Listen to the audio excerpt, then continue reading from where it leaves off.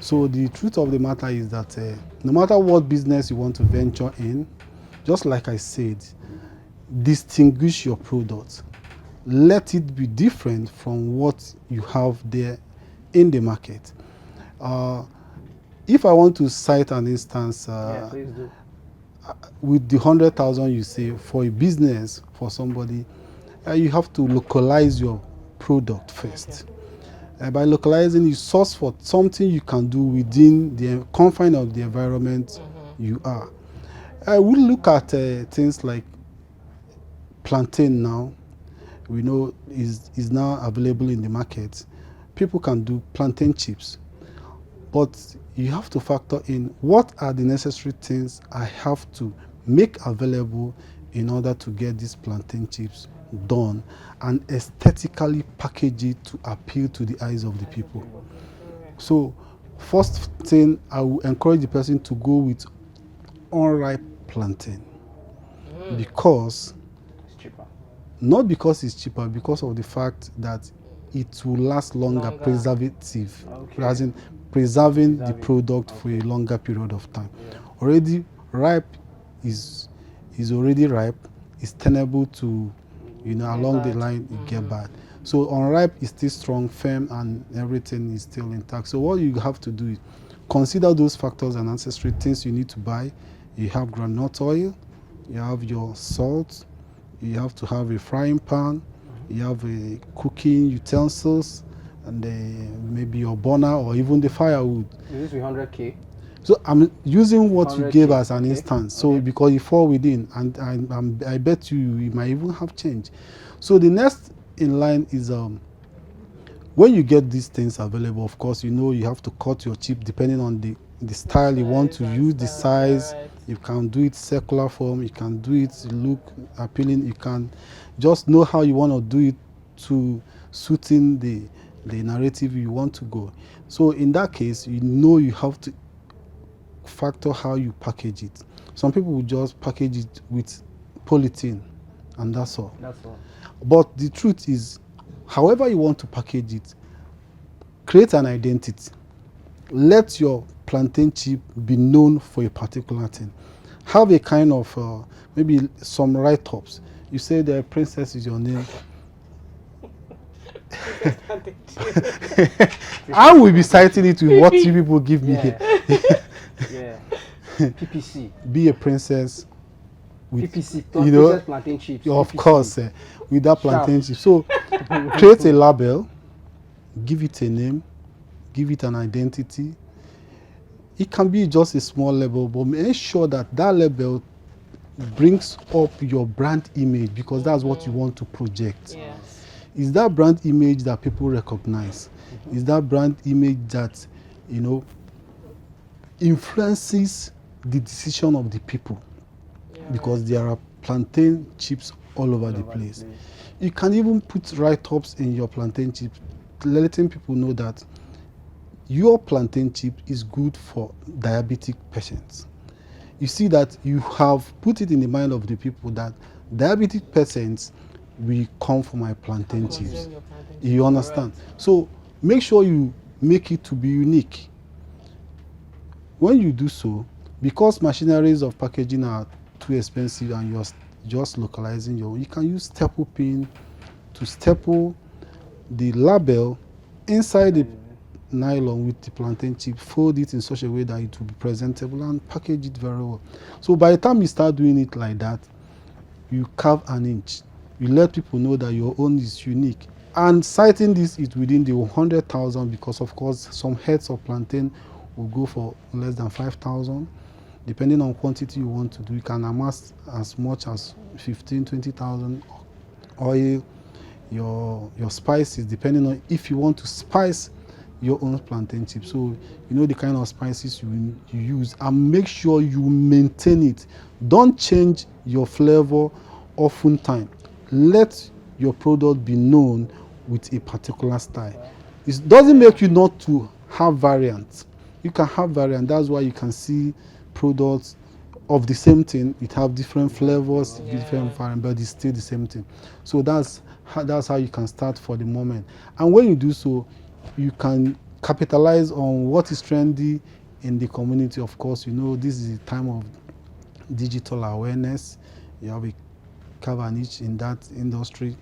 Your TikTok is there, the Instagram and other social media network. So you create a page, push your product, and from there your business you will be making waves. So that's you have to start from somewhere. So I know we just moved straight into how someone can create awareness for their brand. I'm going to ask this. You personally, what would you say brand awareness is? Brand awareness is typically positioning of a product or a service into the subconsciousness of the people. Let it be well registered and let it be always remembered. It's something that when you project there, people will always like, yes, I saw something like this somewhere. They can able to relate with it and they can able to accept it, because acceptability is the key thing when it comes to beautiful product. Talking about accepting and also talking about packaging. So now I'm coming in from the making profit zone. So our topic is using brand awareness to make profit, to make revenue. So now let's talk about making profit. I see a lot of not a lot. I see some packaged products that are not selling. They're not making profit from that packaged product. We spoke about packaging, we spoke about brand awareness, about making your brand visible. How would I that have made my products and push my product in the eyes of a lot of people, how will I make profit? How will I make profit? First of all, in the feasibility of trying to establish a business, there are a lot of things you have to put into consideration. Yeah, in this case, you must have looked into what you want to do and identify its markets. Beautiful. So those markets are the key things you need to ensure you know where they are at any point in time. So in that case, I will say, yes, you have to. If you start a business and you did not monetize it, I doubt if you ever be successful in it. So is the profit that matters in business. So in this case, you have to ensure nearness to the market. There are products you need to put to the market, but what you need to incur as expenses will be much. So you need to evaluate that and ensure that your movement of your product from the source of production to the place it's needed for consumption, it does not take much from the purse, because when it does so, the expenses will be more than the income. So in that case, you have to consider that. And you have to also ensure that whatever you produce, don't just push in the market without considering the packaging of it. Those packaging is the key thing, because that's the aesthetics that will attract people to the product. Brand, yes, those are the key things. So when you do so, you ensure your product appeals to the people. And when you are now growing, you have to do the needful. Take for instance, this was the product Indomitable. Is Indomie. I doubt you, if you move, you definitely see how Indomie have positioned their product in the eyes of the people. Yes. And there is a way you position it. You find out that people will key in, forgetting the name of the company, but they know the product. I will give you instance with Nestle. Is a well-known company, is a well-known brand. But I bet you people mistake Bonvita and call it Milo. Go and buy Milo sachet for me. Go and buy Maggi, not knowing that there are some other seasoning, but they use that brand that has positioned itself so much as the name of generality of other products. So the same thing is applicable to stuff like Omo detergent.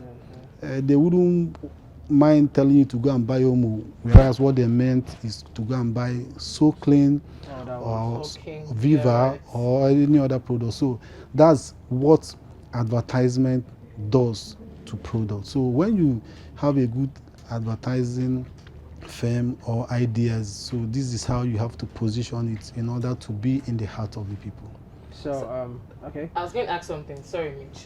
Do I start talking about considering? Because you said something about considering what you sell. Talking about considering, do I start a business because my consumers want the products, or because I love what I'm selling, or because I love, like when you sell hair, ladies that sell hair, is the lady selling hair because she sees that a lot of females want to buy the hair, or she loves selling hair? The truth of the matter is this is business. Yes, there is a role passion plays in business, but the truth of the matter is remains that necessity is the mother of invention.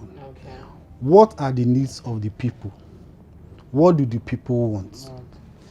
It is the needs of the people that you have to transform to the product in order to satisfy the need.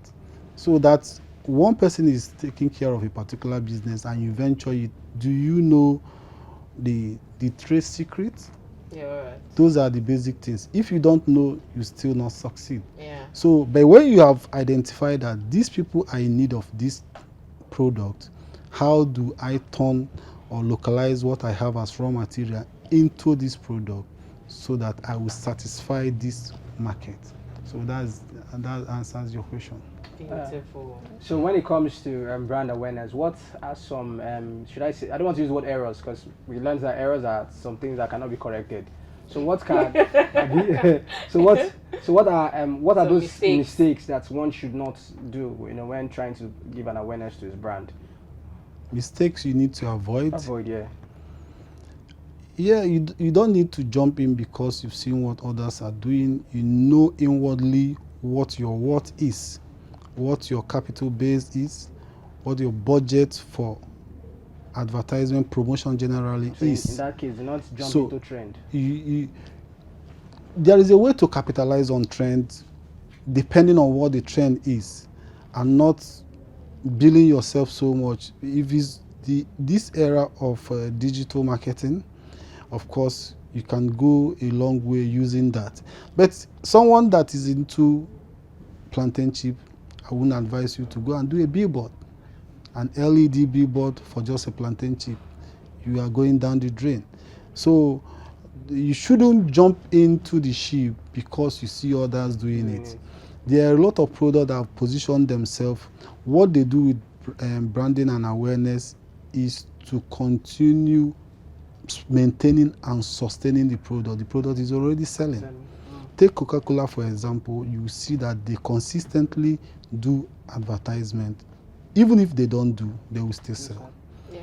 You understand? So those are the key things. You don't I need don't to. even see sugar doing so much advert. Yes, because you must have to make use of it. But that doesn't mean that they don't. Sugar companies do not position themselves. When we are growing up, St. Louis, Yeah. but now we know of Boa Sugar, we know of Dangote Sugar. If Dangote. Dangote is not doing adverts, you might not know much about the sugar. You might be thinking Dangote is all about cement Right. or all about noodles. So, but with advertisement, it comes to your face and you have to be influenced to know that such product exists. Dangote has diversified. There's Dangote oil now. So people will have to see the advert to know that, yes, you have to venture into that. Talking about adverts, we know that adverts is one thing that would bring profit to a business. How will somebody who is just starting up know the right channels to go to when he or she wants to place their product in the eyes of consumers? You have to start from known to unknown. Okay. Yes, promotional and advertisement cost a lot of money, but I think advert starts with the word of mouth. Beautiful. You start from you telling your friends, your family, people around about that product. It starts with the people producing it first. You start from the known. So in that, you have to have referrals. Once your product gives satisfaction,